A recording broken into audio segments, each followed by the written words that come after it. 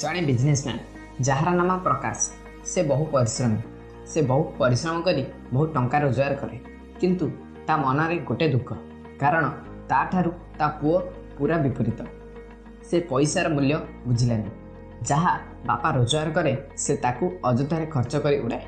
तेणु प्रकाश ता पुओ को पैसार मूल्य बुझेबा गोटे आइडिया तैयारी कला। सबुदिन भली प्रकाश ऑफिस जावा समय से दिन प्रकाश ता पुओ को डाकिकी रागिकी कहे, अरे सिलू तते आज रोजगार करने को पड़ो, जदि रोजगार न करू ताहले तते घर बाहर कर दिया जिवो। ए कथा जेतबळे सिलू शुणी सिलू आश्चर्य होईगला कारण से केबे आशा कर नथिला जे कि बापा ताको रागिकी एपरी कथा कहिबे। बापा रागिबारु सिलू नरम पड़गला एवं मन दुख करी माँ पाखक गला।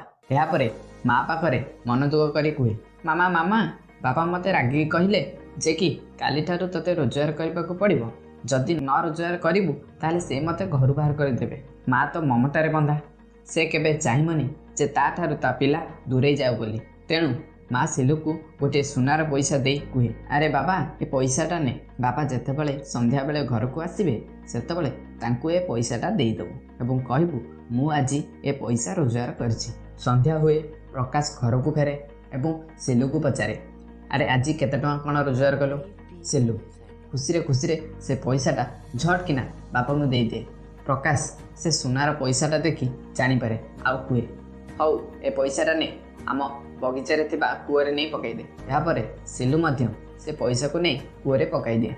सुनार पैसा देखी प्रकाश जानीपे जे ए पैसाटा ताकू ता स्त्री देइछंती बोली से तांको स्त्री को किछि दिन पई से तांको बापा घर को पठाई दियंती। ता पर दिन पुणी सिलू को रोजगार करने को पड़ो किंतु घरे मामा तो नहीं, मामा थिला बोली पैसा दे देइथिला से बंची जाइथिला किंतु ता घरे ता दीदी थिला।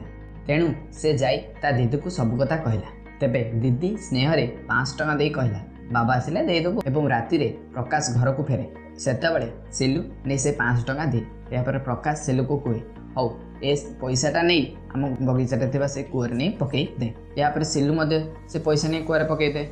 ए सब कथा प्रकाश जानीपे एवं राताराति से ता झील को ता ससुर घर को पठाई दिए। ता पर दिन सिलू को रोजगार करने को पड़ो किंतु घरे मामा नहीं कि दीदी तो नहीं, पैसा केउठू आनिबो, जदि न आनिबो घर बाहर। तेणु से बाहर को बाहरे और चाकरी खोजापी किंतु गोटे दिन करे चाकरी मिलवा असंभव। तेणु ता मन आहुरी दुख होईगला।